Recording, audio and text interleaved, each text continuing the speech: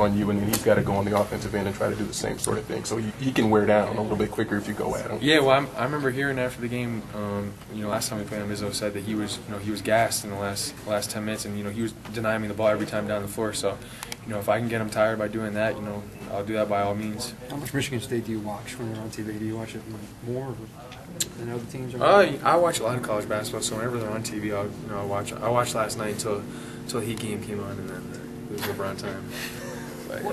What were you thinking when you were watching that game, particularly? I mean, obviously the three-point shooting was lights out. Unbelievable. I mean, I know they had 13 in the first half, and it just seemed like every time they put up the ball, they were hitting. So, obviously they're a great shooting team, and anytime you have a big like Adrian Payne who can pick and pop, it's going to be really effective.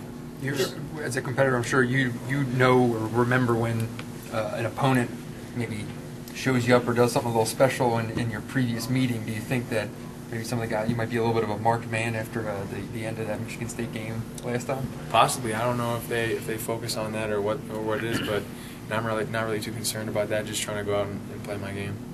You said there's a bitterness between these two programs, these teams? No, possibly. I know. Obviously, the one who loses definitely hates losing to the other person. So, we take it personally. Given that one of the big goals of the season is a Big Ten championship, do you feel like with a win Sunday you would be extremely close to it? Well, obviously, that game's going to be really key for moving forward. Who's going to be in the lead? But there's still a lot of basketball to play after that. So. That's not going to secure anything for us, but it'll definitely help to get a win. What is it like, though? I mean, when you guys don't play a game all week long, John was saying he'd prefer to play 2 a week and just keep it a nice routine schedule. Yeah. But when you don't have a game all week and then you turn around, you've got State coming into your building, and you know that they're going to be kind of ticked off from losing last time. How much does that help when that's the kind of the light at the end of the tunnel here? Obviously they have a great rhythm coming into this game, especially with them playing Purdue. And like you said, we haven't played all week, but we've just been focused on getting better. And with this kind of game coming up, I think it's going to be impossible for us to not come out there with energy. I know the crowd's going to be pumped up, and we're all going to be pumped up. So I think we're going to be ready to play. Speaking of the crowd, you know what it's like to play in Breslin. Do you kind of hope the home crowd is on its game?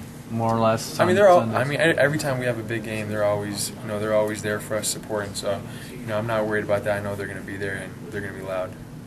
What do you guys feel like you need to do better that maybe you didn't do the first time around against them? You limited their shooting and obviously played your game, but yeah, Gary Harris had a great game against that first time. He got a lot of open looks, all throughout the whole game. So, if we can limit him, that's obviously going to be a key because he's one of their best players. You see them on tape. Just how much different is the team sticking Adrian Payne in there? He's one of the best bigs in the country. So, and like I said before, anytime you have a big who can pick and pop and consistently knock down threes, it's tough just because it makes your defense rotate. So. And also him rebounding the ball, he's definitely a great rebounder. So it definitely adds a lot for them with him being in the middle.